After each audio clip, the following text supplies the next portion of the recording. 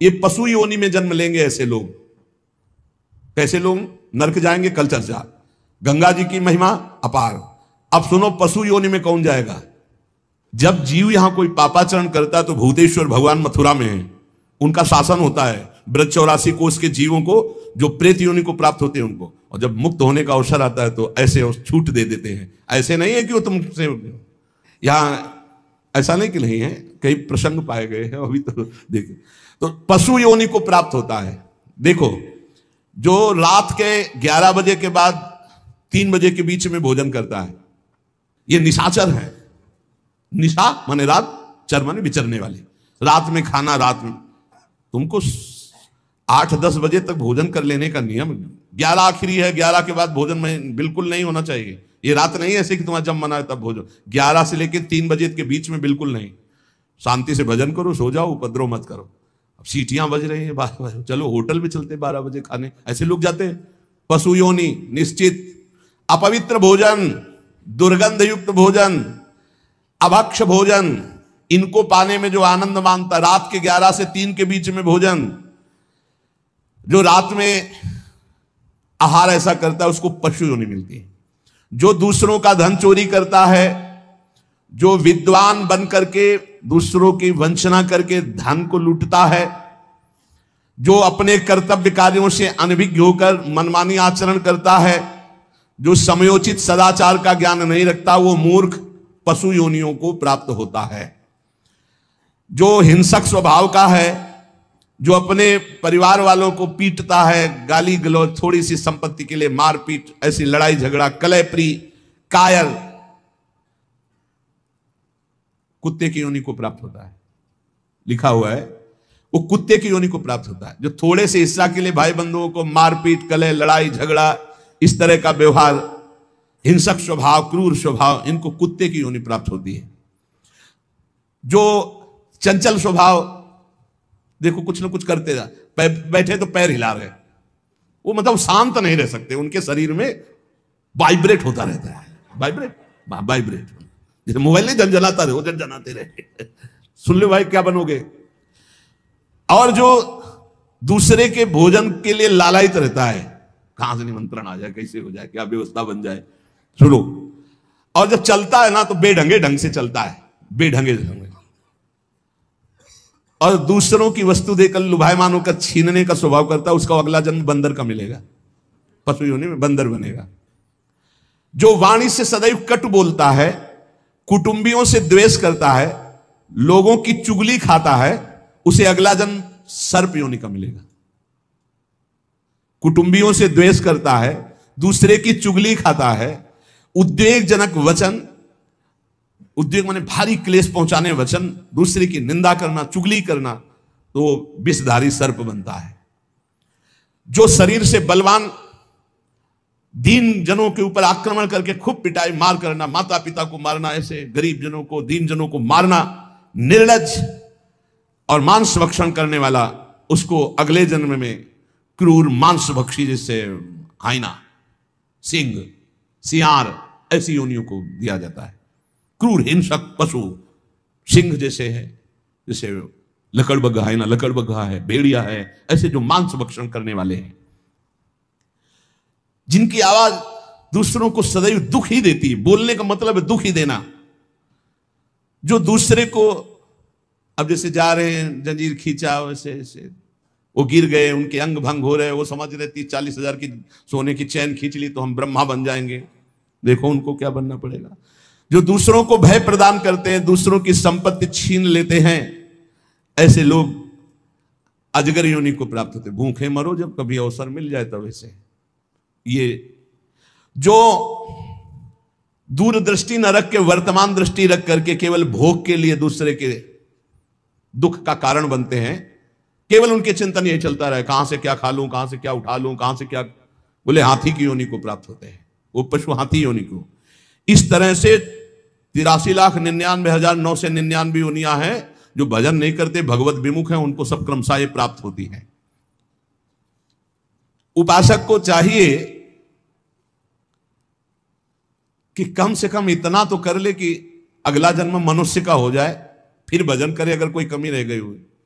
अगर आप नाम जप करेंगे और एक बात ध्यान रखेंगे कि दूसरों को दुख ना पहुंचने पावे, तो पक्की बात है भगवान की कृपा से अगर भगवत प्राप्ति नहीं हुई तो दूसरा जन्म होगा मनुष्य का, और बहुत महान भक्तों के बीच में जन्म होगा। जन्म से ही भजन प्रारंभ हो जाएगा और आप यौवन अवस्था प्राप्त होते होते भगवत प्राप्त हो जाएंगे, काम हो जाएगा आपका। भजन एक ऐसी वस्तु है जो आपको बचा सकती है।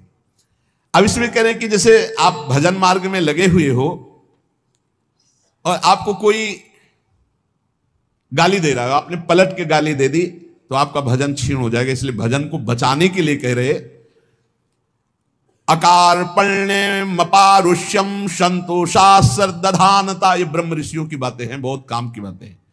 अनुसूया गुरो पूजा दया भूतेश्व पैशुनम सद्वीरेश दमः प्रोक्तो ऋषि शांत बुद्धि भी। अकार्पण्य माने उदारता। भजन किससे बचेगा? उदार बुद्धि। स्वभाव कह रहे हैं कोमल, कोमल स्वभाव से भजन बचेगा। संतोष वृत्ति से भजन बचेगा। गुरु इष्ट पर श्रद्धा वृत्ति से भजन बचेगा। दोष दृष्टि किसी पर ना हो, इसका अभाव हो तो भजन बचेगा।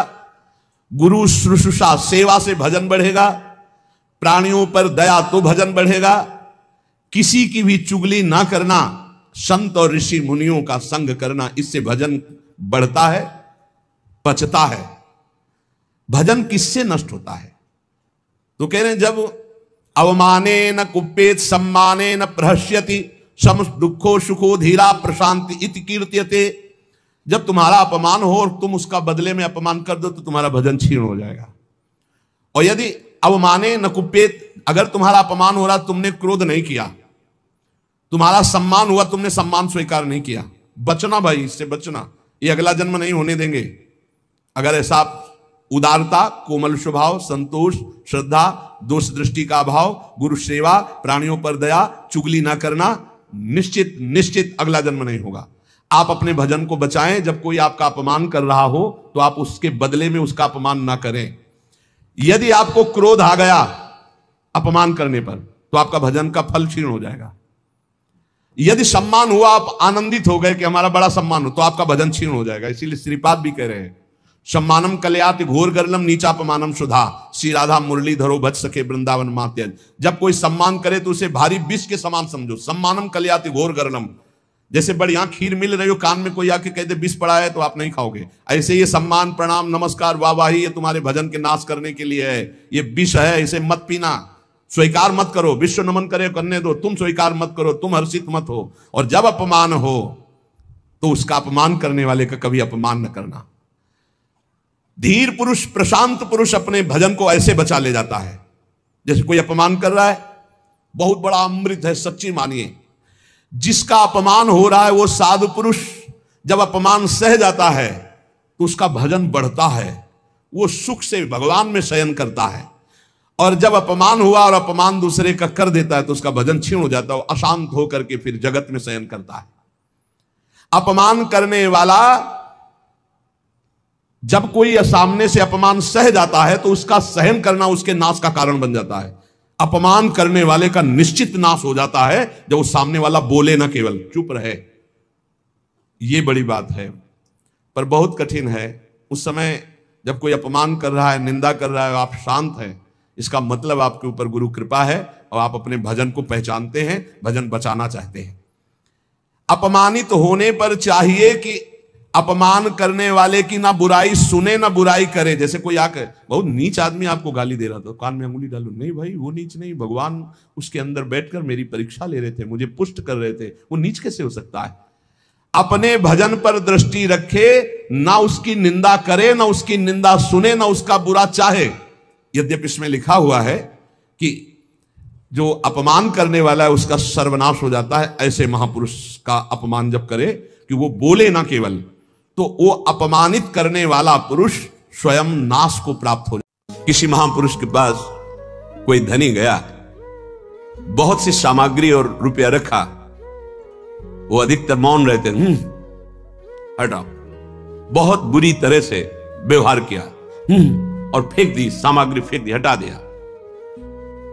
बाद में हमने उनसे एकांत में पूछा, ऐसा क्यों किया? गंगा के किनारे रेत में क्यों ऐसा किया आपने?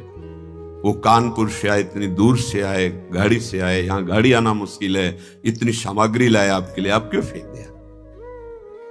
तो पहली बात तो उन्होंने कहा अगली बार औरों को लिवा के आएगा और ये सब लेकर। दूसरी बात, इसको अहम है कि मैं ये वस्तुएं, अब इसके अहम को चूर हुआ कि इन महात्माओं के लिए वस्तुओं से नहीं भाव से रिझाया जा सकता है। हटा इन वस्तुओं को। अगर उन वस्तुओं को स्वीकार कर लेता तो उसको गर्व होता कि पैसे के बल से, वस्तुओं के बल से एक महात्मा हमारे हाथ जोड़ रहा है, हाँ बड़ी कृपा की, हट ये वस्तुएं हटा। हम भिक्षा से जीते हैं, प्रभु की इच्छा से जीते हैं। अब वहां अगली बार अगर आएगा तो वस्तुओं का बल लेके नहीं आएगा, वो दैन्य होके आएगा कि शायद अगर कृपा कर दे, मैं रो दूं, वो कृपा कर दे, हमारी तरफ देख ले तो अहो भाग्य। वो महात्मा जिसके संग से अर्थ का महत्व खत्म हो जाए, भोगों का महत्व खत्म हो जाए, देहाभिमान गलित हो जाए, उसे संत संग कहते हैं।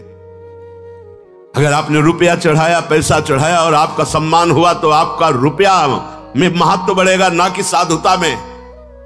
उसके अंदर धन की महत्ता बढ़ाई जा रही है तो क्या होगा?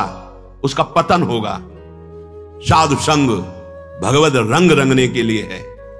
कभी इस बात का हृदय में आदर नहीं होना चाहिए।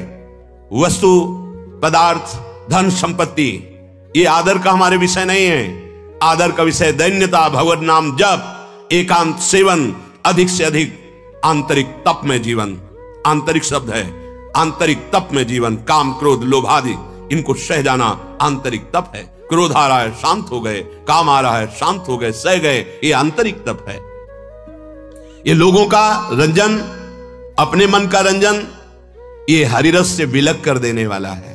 अगर हम बात नहीं करेंगे तो नाराज हो जाएगा। तो हम वृंदावन किसके लिए आए हैं? उसके लिए आए हैं या श्री जी के लिए आए हैं? गुरु जी के लिए आए हैं या उस व्यक्ति के लिए आए हैं? अगर हमसे ऐसी चेष्टा हो गई, गुरु थोड़ा भी अनमने हो गए, तुम्हारे पास रह क्या गया? गुरु कृपा बल से ही मोक्ष मूलम गुरु कृपा, या प्रेम गुरुदेव की कृपा। रे मन रस कन संग बिन रंजन उपजय प्रेम। लोगों का रंजन, मनोरंजन या अपना मनोरंजन, ये परमार्थ स्वरूप नहीं है। परमार्थ है मन भंजन। मन मार्या तन बस में कीन्हा, हुआ भरम सब दूर। बाहर से कछ दिखत नाही, अंदर चमके नूर। आपो त्याग जगत में बैठे, नहीं किसी से काम। उनमें तो कछु अंतर नाही, संत कहो चाहे राम। मन ही मारी तनहारी के वृंदावन में गाज। मारना पड़ेगा मन।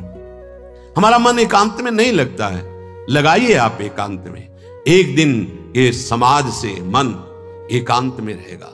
बीच हजारों के बीच में बैठा हुआ भी अपने आराध्य देव में रहेगा। इसको अभ्यास में लगाइए। अभ्यास योग युक्तेन चेतसा नान्यगामिना। ये डरना बंद करे उपासक कि अगर हम इससे बात नहीं करेंगे तो नाराज हो जाएगा। किसके लिए तुम आए हो वृंदावन? श्री जी के लिए या व्यापार करने के लिए? श्री जी के लिए या प्रपंच मनोरंजन करने के लिए? ये आपको फाइनल अपने अंदर से देखना होगा। आप किसके लिए आए हो? लोक रंजन करने के लिए आए हो या श्री जी को रिझाने के लिए? ये वनवास है, किसके लिए वनवास कर रहे हो? यहां प्रिया प्रीतम के सिवा, हित मित्र के सिवा और कोई हमारा नहीं है। हम उन मित्र को रिझाने आए हैं जो जुगल सरकार है। हाँ, उनकी प्रेम की बात करें, उनसे हमें मिलाने की बात करें, हमारा चित्त घसीट कर श्यामा श्याम में लगा दे, वो हमारा सच्चा मित्र। हम धर्म को भी स्वीकार नहीं करते। भागवत धर्म के भी ऊपर महान प्रेम धर्म में विराजमान है। त्यज लोक धर्मान, वेद धर्मान, भागवत धर्मान, तब प्रेम धर्मान। कहां फंसे हो? त्यज लोक धर्मान, तब महाभागवत धर्मान, भागवत धर्मान, फिर प्रेम धर्मान। राधा वल्लभ लाल की बिमल ध्वजा फहरंत, भगवत धर्मो जीत के निज प्रेमा ठहरंत। निज प्रेमा ठहरंत, नेम कछ पर सतनाहि। कहां भूले हो? हरिरस स्वरूपता की हानि करने वाले जन आपको मिलेंगे, लेकिन हरिरस में डुबो देने वाले, ये बड़ी कृपा। अगर ऐसे जन मिल जाए, बहुत कठिन विषय है हरिरस में डूबना। श्रीपाद कह रहे, विभाव्य जन रंजनम हरिरसात्मता भंजनम। जनरंजन, मनरंजन, इसके लिए बहुत मिल जाएंगे, लेकिन हरिरस में डुबो दे नहीं। हरि रसात्मता भंजनम, उससे विमुख करने वाले मिल जाएंगे। कोई बिरले ऐसे मिलेंगे जो आपको हरि रस में लगावे, डांट लगा दें। हमारी एक कदम जरा सी भी फिसले हरि से दूर होने की वाली बात हमें नहीं पता है, लेकिन वो हमें डांट लगा दे, नहीं इधर चलो, तो नाचना चाहिए कि अब मेरा कैसे पतन हो सकता है जब हमारे गुरुदेव, हमारे आराध्य देव हम पर दृष्टि रखे हैं। नाचना चाहिए, एक कदम भी हमको फिसलने नहीं देंगे। बलिहार है कि आपने अपनी करुणा से हमको ऐसा पकड़ा है। भजो परति भूषण परम धाम वृंदावनम। श्रीपाद कह रहे हैं, यदि आप इस रस को प्राप्त करना चाहते हैं तो वैराग्य रस, योग रस, साधना रस का सबसे बड़ा परिणाम प्रेम रस, और उस प्रेम रस को प्रदान करने वाला परम धाम वृंदावनम, ये परम धाम वृंदावन आपको मिला है। श्री वृंदावन दास जी महाराज एक पद में वर्णन करते हैं, राधा कानन शरण मना परी, टरी जाती है आयु रात दिन, रसना प्रेम सहित कही हरि हरि, राधा कानन शरण मना परी। ईमानदारी से यदि तुम्हारा श्वास के साथ मंत्र नाम जब चल रहा है तो माला मत लीजिए, हमें कोई परेशानी नहीं। लेकिन बेईमानी नहीं, अगर मंत्र नाम नहीं चल रहा तो हाथ में माला होना चाहिए। ये तुम्हारी बड़ी सावधानी की वृत्ति पैदा करेगा माला, ये कोई खिलवाड़ नहीं है। अगर वास्तविक ईमानदारी से आपका निरंतर नाम मंत्र श्वास के द्वारा चल रहा है तो प्रणाम है, हम इस पर जोर नहीं देते। और अगर आपका नहीं चल रहा तो बेईमानी मत कीजिए। माला से बहुत नाम जब बढ़ता है, एक एक श्वास सावधानी पूर्वक चल रहा है तो ठीक है, नहीं तो मन है दो चार नाम चलाएगा, भाग के संसार में भटकेगा और फिर तुम्हारा मन प्रपंच में फंसा देगा। बहुत सावधानी की जरूरत है। एक एक श्वास में जब 20 वर्ष अभ्यास किया गया है तो दिल के धड़कन के साथ वो चलता है। उसे माला की जरूरत नहीं, ना अंगुली से गिनने की जरूरत है, ना सोचने की जरूरत है, ना चिंतन की जरूरत है। जैसे एक विषयी पुरुष का स्वाभाविक विषय चिंतन होता है, ऐसे एक महाभागवत का स्वाभाविक अभ्यास सिद्ध होने पर नाम मंत्र रूप लीला ऐसे चलता रहता है। अभी प्रारंभ की साधना में प्रवेश भी नहीं हुआ, ना हाथ में माला है, ना भगवत चिंतन की वृत्ति है, खाली बैठे हैं तो प्रपंच का चिंतन होगा। कई बार कहा है, नियम रूप में दिया है, पर जब आप स्वीकार नहीं करेंगे तो कैसे चलेगा। आपके हाथ में चाहे आजकल वो नया चला है काउंटर, ऐसे अंगुली में फंसा लिया, कितना बढ़िया है।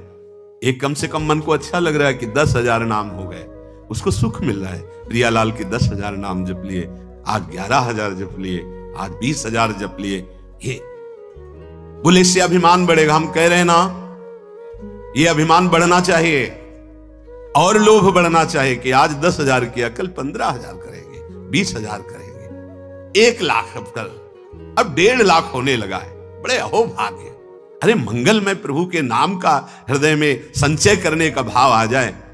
अब ऐसे जब स्वाभाविक नाम चल रहा है तो धन्याति धन्य, नहीं चल रहा तो आप अपने साथ बेईमानी मत कीजिए।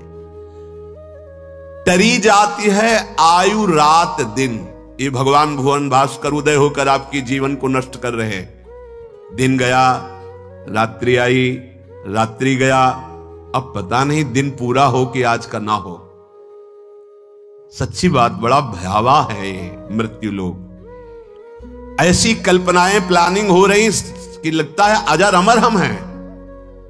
आगे से आगे की 7 पीढ़ी सुख भोगते रहे, इतना व्यवस्था कर ले हम। 7 मिनट का भरोसा नहीं कि जिनके लिए हम 7 पीढ़ी की सोच रहे हैं वो 7 मिनट रहेंगे कि नहीं, या जिससे सोच रहे हैं रहेगा कि नहीं। बड़ा भयावह विषय। तुम्हें भय नहीं लग रहा? माया की तरफ से निर्भय हो तो महाभय को प्राप्त हो जाओगे।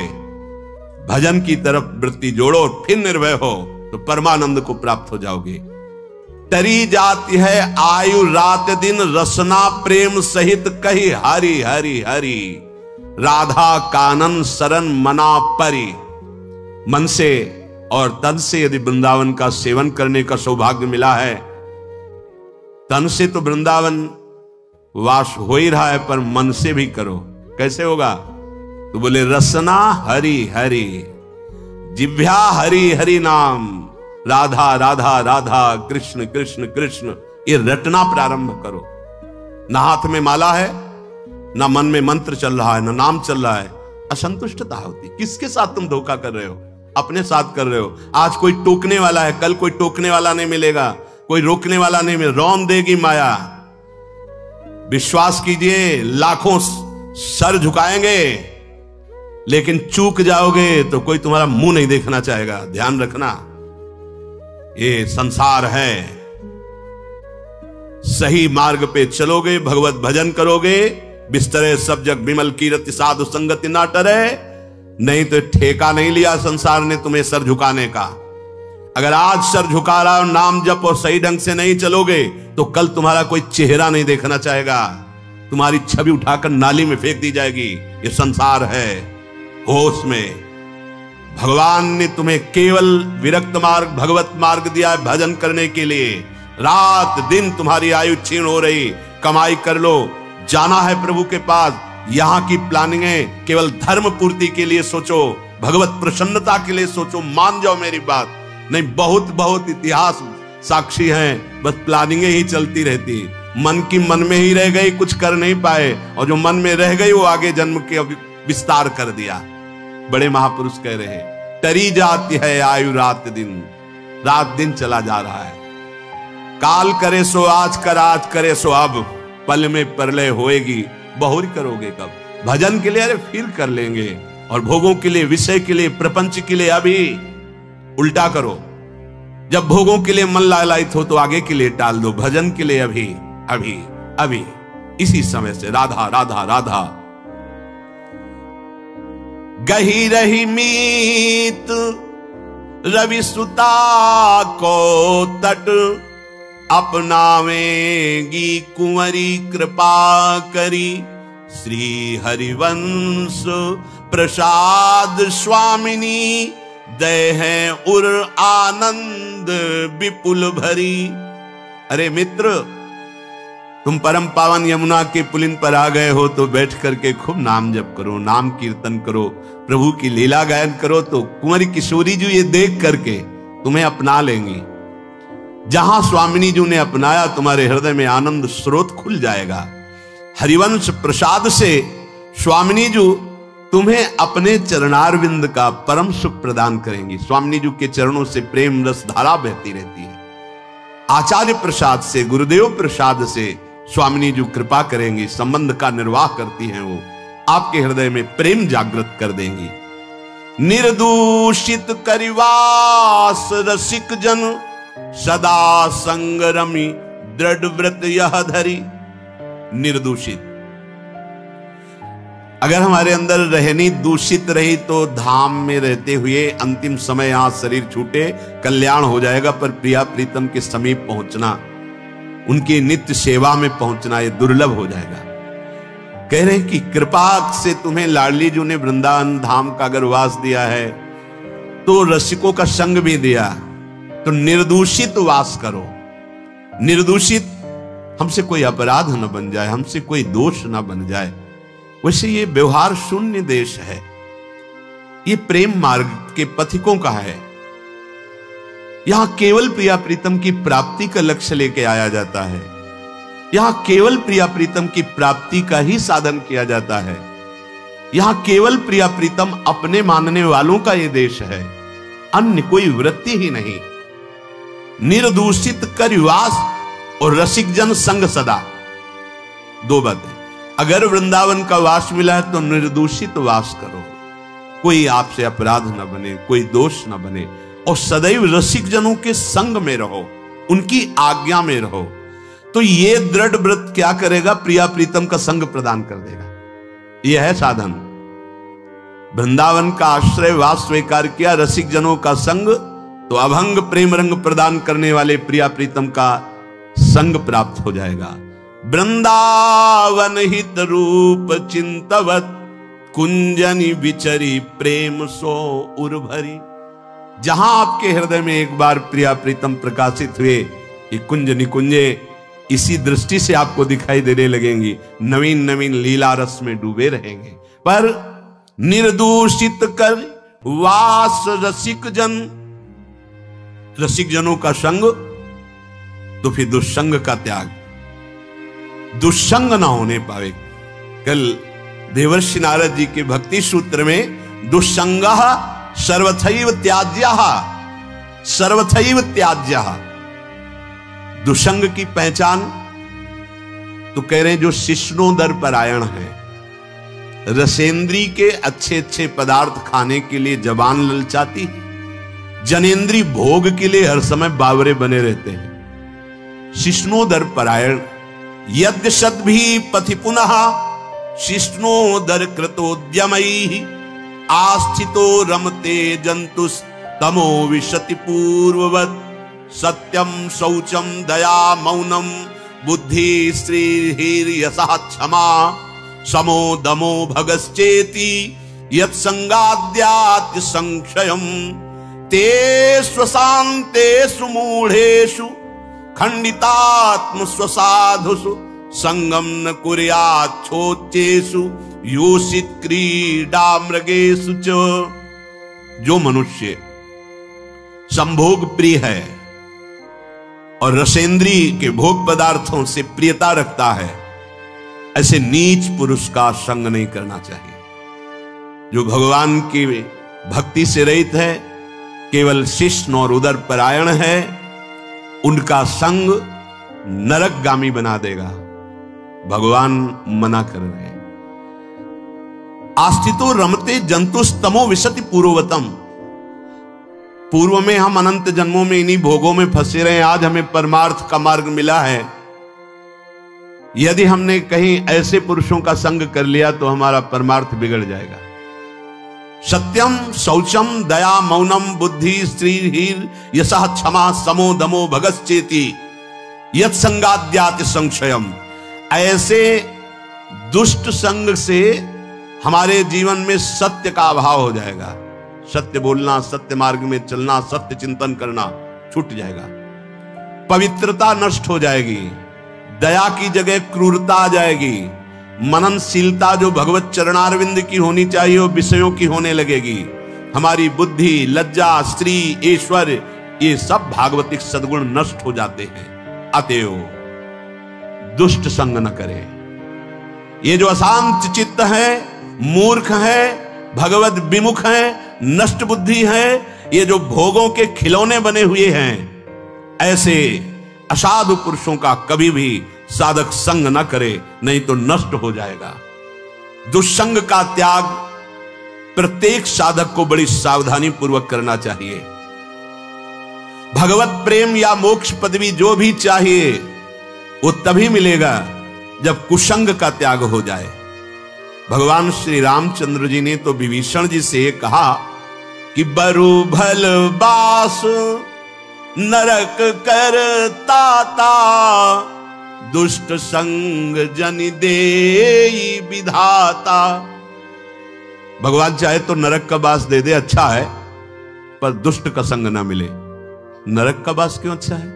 क्योंकि नरक भोगने से पाप नष्ट हो जाएंगे, हृदय पवित्र होगा, पर दुष्ट संग से हृदय में पाप बढ़ जाएंगे और अपवित्रता बढ़ जाएगी। दुष्ट संग बड़ा दुर्भाग्य उदय होता है तब मिलता है, जैसे बड़ा सौभाग्य उदय होता है, भगवत कृपा होती है तब साधु संग मिलता है, ऐसे बड़ा दुर्भाग्य उदय होता है तब दुष्ट संग मिलता है। इंद्रियों का कोई भी विषय, अभी तक तो बाहरी दुष्संग की बात, अब कह रहे हैं अंदर दुष्संग की बात। व्यक्ति जनित दुष्संग और वृत्ति जनित दुष्संग। अब अंदर की बात, इंद्रियों का कोई भी विषय जो हमारे मन को प्रियालाल से अलग करके, सतमार्ग से अलग करके भोग लालसा पैदा कर दे, पाप लालसा पैदा कर दे, गंदे विचार बढ़ा दे, हमारे भगवत प्राप्ति से हमारे चित्त को चलायमान कर दे, वो दुष्संग है। वृत्ति का बड़ा सावधानी की जरूरत है। ये भगवत प्राप्ति का मार्ग चलना थोड़ा कठिन है, भगवत प्राप्ति नहीं कठिन है। क्योंकि हमारी वृत्तियां उसी में फंसी रही है। तो ऐसे सत्संग 10 वर्ष सुनो, और हमें लगता है कि अगर सही दुस्संग हो जाए तो 10 दिन में पूरा 10 वर्ष का चैप्टर बदल देगा। तो 10 वर्ष का सत्संग काम उतना नहीं किया, क्योंकि 10,000 जन्मों से हम दुस्संग में ही रहे हैं। तो जहां दुस्संग मिला तो मन राजी हो जाता है, यार बहुत जल चुके, 10 वर्ष हो गए। भगवत प्राप्ति के मार्ग से हमारे चित्त को चलायमान कर देने वाला दुस्संग हमारे पास भेजा जाएगा। बात समझना, माया ऐसे पार्षदों को भेजेगी। बहुत सावधान। अपने जीवन को केवल इसीलिए प्रारंभ हुआ था, प्रियालाल के लिए ही हमारा जीवन। हमें हर्षित नहीं होना किसी भी पद, व्यक्ति, वस्तु, स्थान में। अगर हर्षित हो गए तो मन फिर प्रियालाल में लगना बड़ा कठिन हो जाएगा। ये बालू का बांध है, एक बार फूटा तो दोबारा बनाना बड़ा मुश्किल है। सावधान। हमें ना कोई ऐसी चेतन वस्तु या जड़ वस्तु का दृश्य देखना है जो हमारे अंदर भोग वासना पैदा कर दे। जड़ के देखने से भी होता है क्या? हाँ, चित्र जड़ ही तो है। जो आप चलचित्र देख रहे हो जड़ ही तो है ना, उसमें कुछ हो थोड़ी रहा है, वर्तमान में थोड़ी हो रहा है, वो तो चित्र है। लेकिन वो चित्र तुम्हारे चित्त को बलात् आकर्षित करके भोगों में फंसा देगा। बहुत सावधान। ना कोई चैतन्य वस्तु। संगम त्यजेत मिथुन वृत्ति नाम मोक्षो। मैथुन धर्म से युक्त किसी भी प्राणी पर दृष्टि जाए तत्काल मानसिक प्रणाम करके हटा लीजिए। दोबारा दृष्टि गई तो पतित हो जाओगे, संकल्प विकल्प होने लगेगा। इसीलिए साधक अपनी दृष्टि पर शासन रखता है। ये उचक्का की तरह ऐसे ऐसे चलना साधकों का स्वभाव नहीं होता। बावरों की तरह ऐसे ऐसे देखना, गर्दन इधर, ग्रीवा झुकी हुई है, आगे का मार्ग देख रहे हैं, नाम निरंतर चल रहा है। किसी से बात कर रहे हैं अगर तो भगवत वार्ता कर रहे हैं, चेहरा देखना जरूरी नहीं, चाहे स्त्री हो चाहे पुरुष हो। जब आपको पता है कि हमारे पूज्य जन है तो हम उनका दर्शन करते हैं, नहीं तो चरणों तक सीमित है। ऐसे बात की चल दिया, कोई भी रूप हमारे नेत्रों ने नहीं पकड़ा तो प्रियालाल के रूप में तन्मयता बढ़ेगी। बड़ी सावधानी से। एक नैमिषारण्य के संत भगवान थे, वो कभी नहीं देखते थे किसी की तरफ, बस ऐसे जैसे पूज्य श्री हरि बाबा, ऐसी दृष्टि। अगर बात करते तो उड़िया बाबा की तरफ देखकर बात करते थे, अन्यथा ऐसे रहते। कुछ तो महापुरुषों का हम अनुकरण करें। ऐसे जिधर मन आया जो मन आया देख रहे हैं। जैसे आप समझते हो कि सामने से नहीं देखेंगे, पीछे से देख ले। बात तो अपनी चित्तवृत्ति की है। अगर हमारी चित्तवृत्ति दूषित हो रही तो सामने और पीछे से क्या है, झरोखे से क्या है? हमें अपनी चित्तवृत्ति दूषित होने से बचाना है। हम ना कोई ऐसी चर्चा सुने, ना कोई ऐसी चर्चा करें, ना ऐसे स्थान में जाएं, ना ऐसी पुस्तक पढ़े, ना ऐसा दृश्य देखे, ना ऐसा चित्र देखे, ना ऐसी वस्तु खाए, ना ऐसी कोई सूंघने की वस्तु ले जिससे हमारे अंदर प्रमाद स्थिति आ जाए और इंद्रियां विषयों की तरफ प्रबल हो जाएं। ये सब दुस्संग माना जाएगा। याद रखना चाहिए, अच्छे और बुरे भावों की उत्पत्ति, ये 10 बातें प्रधान होती हैं। आपके अंदर अच्छे भाव आ रहे हैं या बुरे भाव आ रहे हैं तो उनमें ये 10 बातें प्रधान हैं।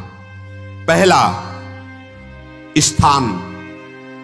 आप कहां बैठे हैं, कहां रह रहे हैं, किस जगह खड़े हैं, आपको स्थान देख करके ही बर्ताव में उतरना है।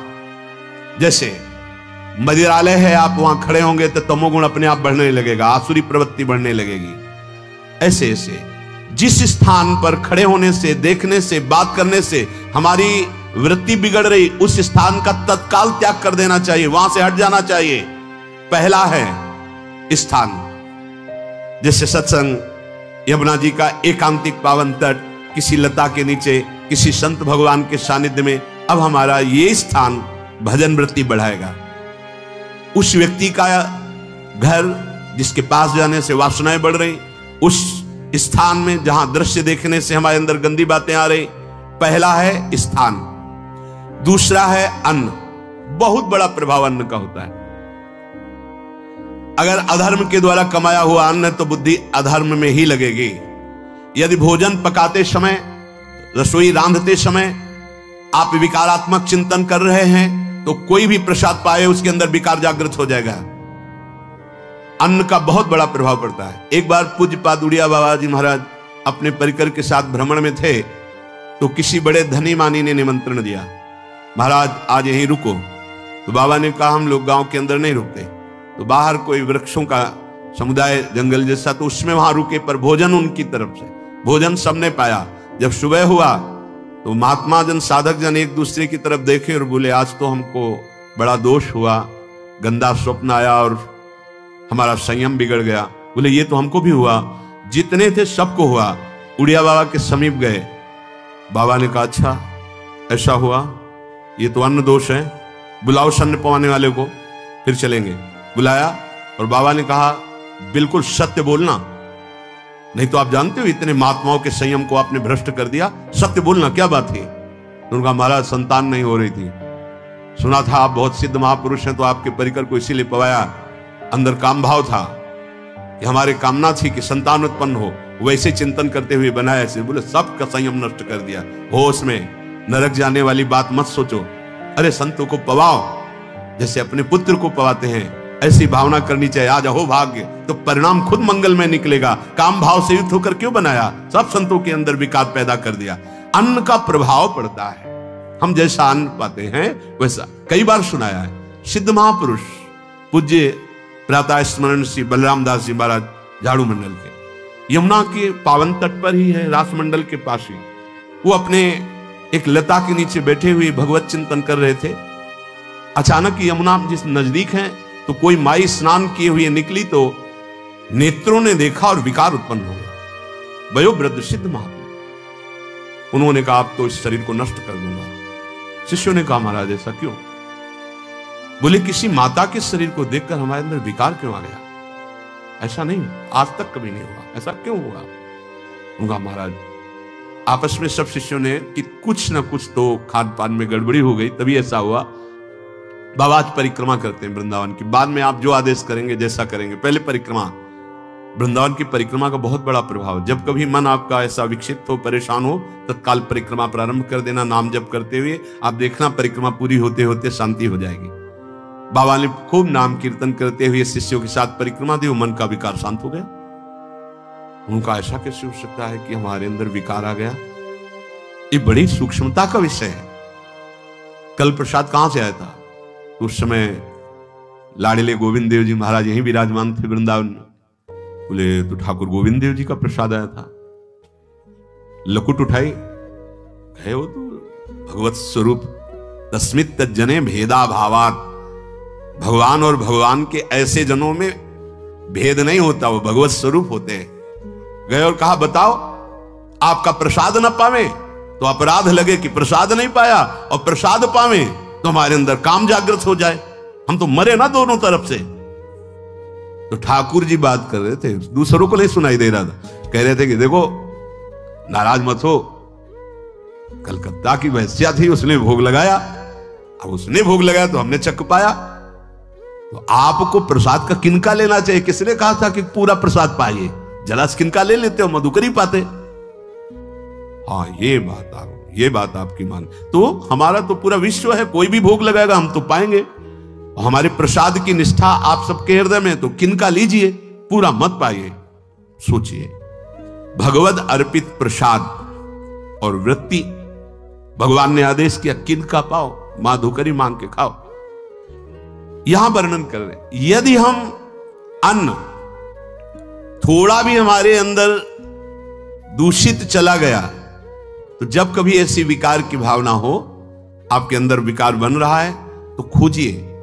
आपने कोई दृश्य देखा है, आपने किसी से बात की है, आपने कोई ऐसा संकल्प बनाया, नहीं, तो फिर भोजन दोष आ गया। अब आज उपवास कर दो, जब तक वो वृत्ति न नष्ट हो तब तक कुछ मत पाना, जल से काम चलाना, तो एक दिन एक पहर अपने आप शांत हो जाएगा।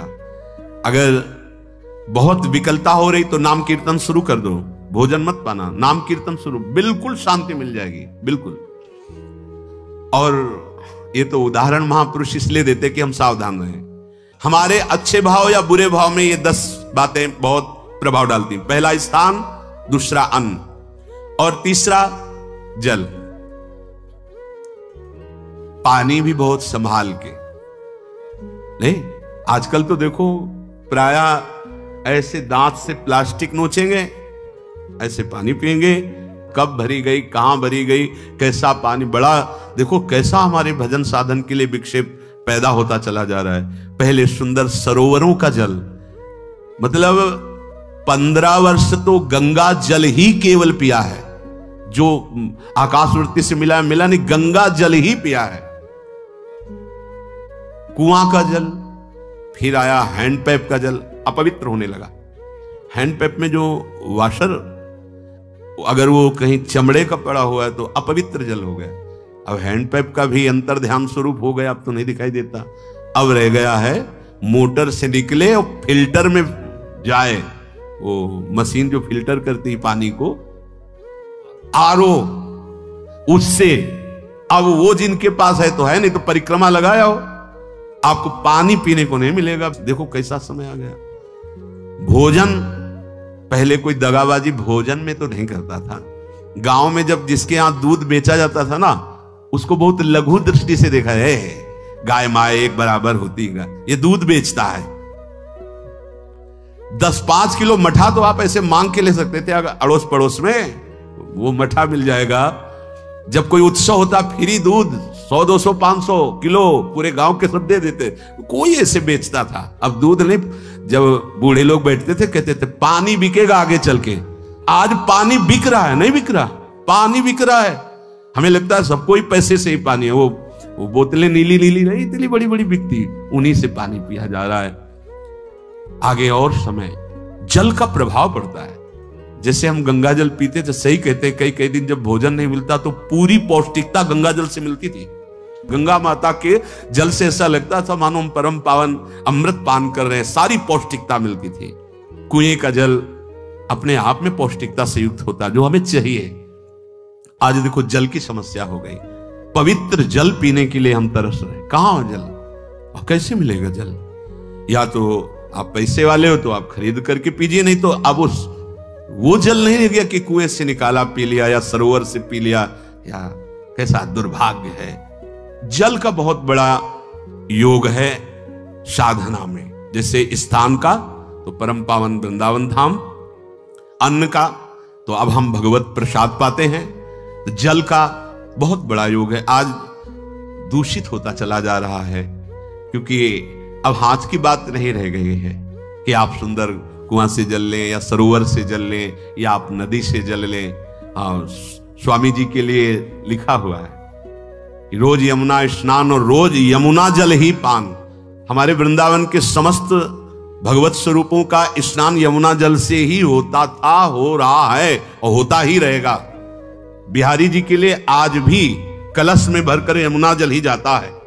वो कपड़ा से ऐसे ढक के जब हम 2 बजे परिक्रमा देते थे तो एक महाभागवत है, वो किसी को छूते नहीं, दूर से कहते छूना मत, बिहारी जी के लिए जल जा रहा है स्नान के लिए बिहारी जी का। फिर चौथा है आपका परिकर, जहां पर रह रहे हैं वो समुदाय, चाहे परिवार हो या आप समुदाय, वो कैसा है, रजोगुणी है, तमोगुणी है, सतोगुणी है या त्रिगुणातीत भागवतिक है, उसका प्रभाव पड़ेगा। 5वां है आपका पड़ोस, आसपास वाले घर, जैसा है वैसा प्रभाव पड़ेगा आपके ऊपर। पड़ोस निंदनीय है तो बंधन से युक्त होना पड़ेगा। लंका के पड़ोस में रहने के कारण अगाध महिमा वाले समुद्र को बांध दिया गया, रघुनाथ जी ने पुल बांधा और दंड देने के लिए तैयार हो गए थे सरकार, अग्निबाण संधान कर लिया था, पड़ोस के कारण ही तो ना, पड़ोसी रावण था, इसीलिए आस पड़ोस का बड़ा प्रभाव पड़ता है। फिर अगला है दृश्य, इस पे बहुत सावधानी की जरूरत है।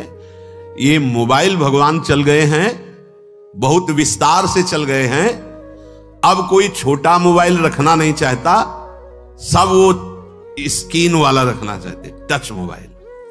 दृश्य से बचो, बच्चों, जवानों, बूढ़ों, सबकी वृत्ति जो माया आकर्षित करती, जो दृश्य हम देखने के लिए अंदर से उल्लसित है, वो मोबाइल में सब है, चाहे भागवतिक और चाहे सांसारिक। तो भाई देख लो, गुण दोष में संसार है, अगर आप दोष ग्रहण करना चाहते हो तो दोष ले लो, गुण तो गुण। बहुत बहुत खतरनाक विषय है और बहुत लाभदायक विषय है।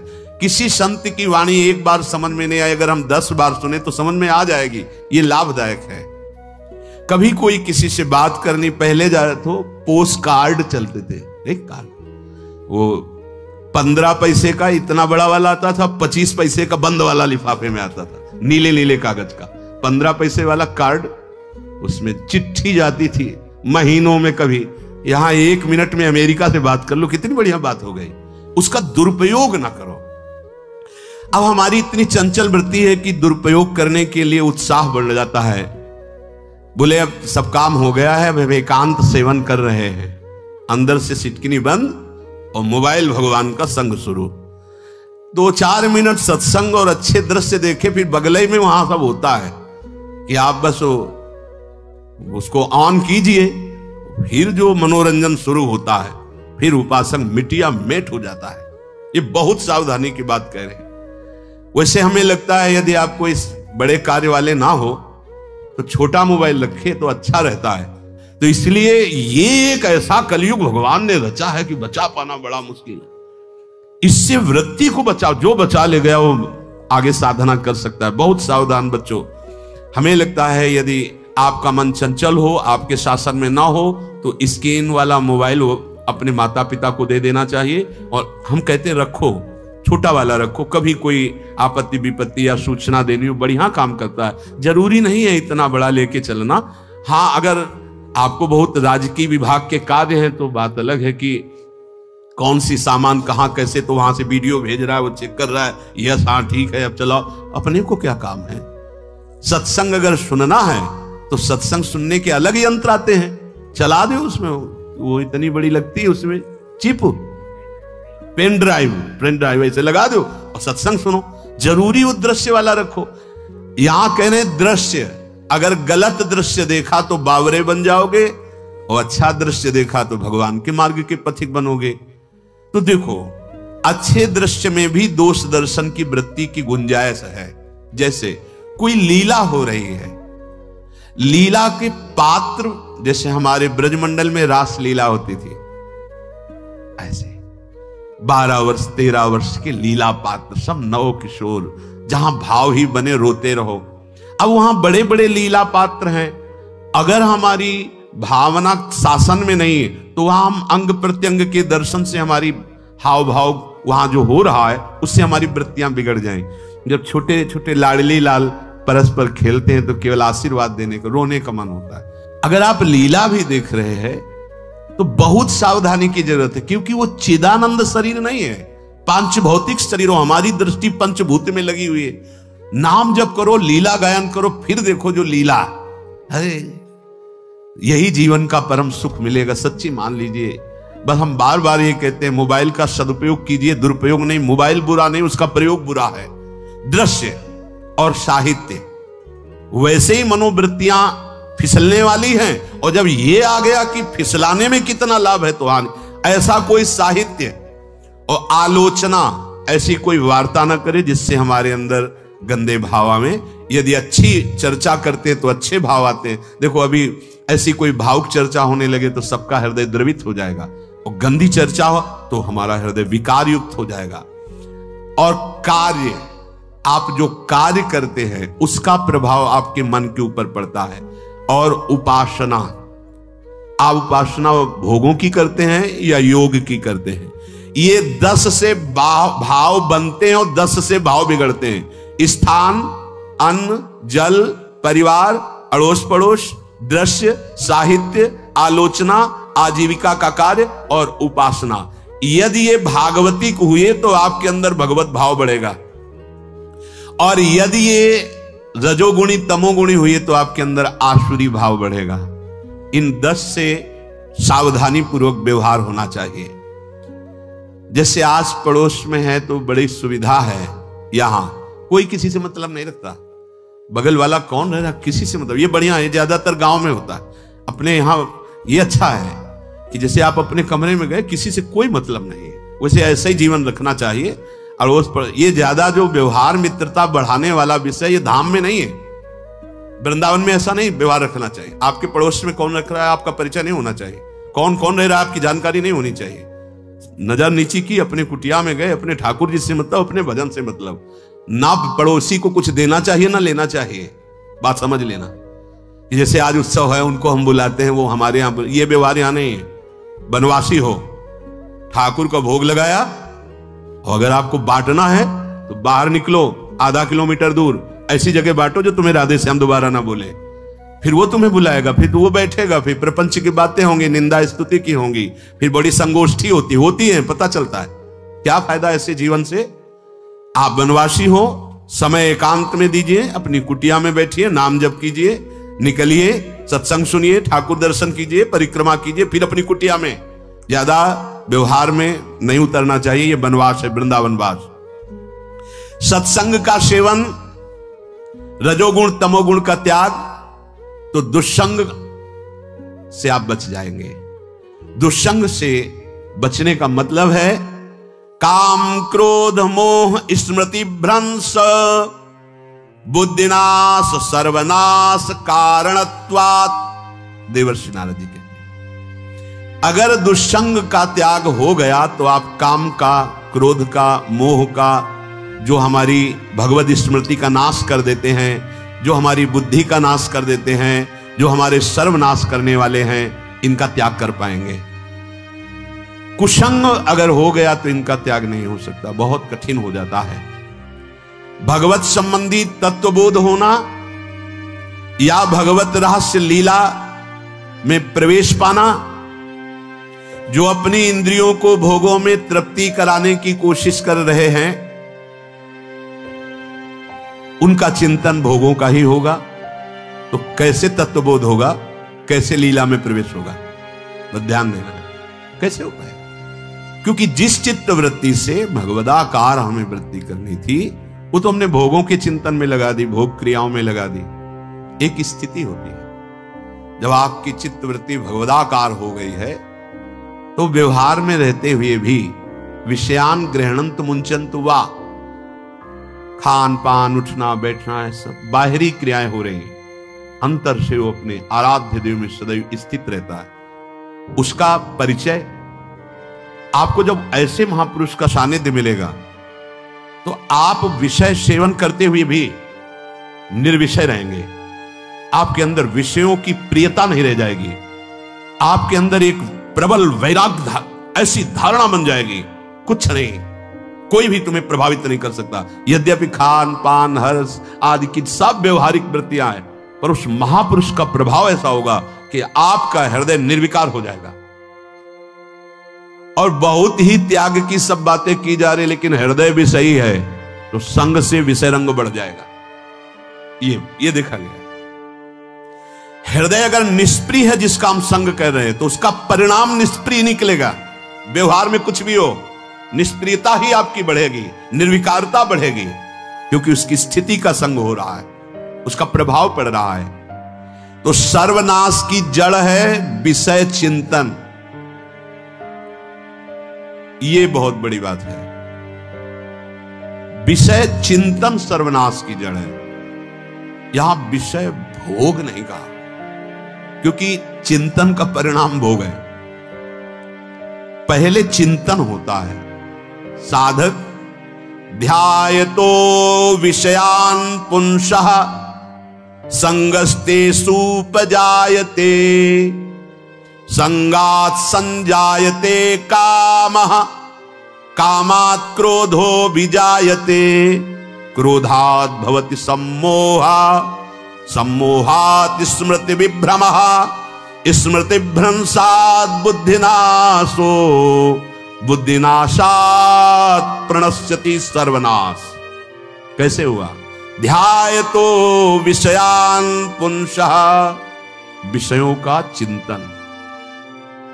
इसीलिए अनन्यश्चिन्तयन्तु माम भगवान आदेश करते हैं। विषय चिंतन न होने पाए, बिना चिंतन किए आपको कोई भी सुख नहीं मिल सकता। आप देख लीजिए, जगत के किसी भी भोग का सुख नहीं मिल सकता। चिंतन से ही आपको सुख की अनुभूति हो रही है। अगर आप चिंतन ना करें तो आपको कोई सुख नहीं मिलता। आप चिंतन उसका घसीट लिया गया, अगर सुख होता तो भोग में मिल जाता, नहीं मिला। क्यों? कि बोले चिंतन नहीं। किसी को किसी गाढ़ विषय के चिंतन में फंसा दे, फिर उसके सामने भोजन रख के खीर में नमक डाल दे, सब्जी में चीनी डाल दे और गाढ़ विषय में फंसा दे। तुम्हारा लड़का जो अकेला था वो ऐसा ऐसा दुर्घटना हो गई, वो अस्पताल में, अब जल्दी से भोजन पाओ और निर्णय बताओ। वो बिल्कुल नहीं बता पाएगा कि खीर में नमक था, सब्जी में चीनी थी। उसका चिंतन वहां फंस गया। अगर ऐसे चिंतन हमारा प्रियाजू में फंस जाए तो संसार के सब क्रियाएं होते हुए भी वो परमहंस है, वो विदेह है। चिंतन, हम लोग चिंतन में चूक कर देते हैं तो फिर क्रियाओं में हमको बंधना पड़ता है।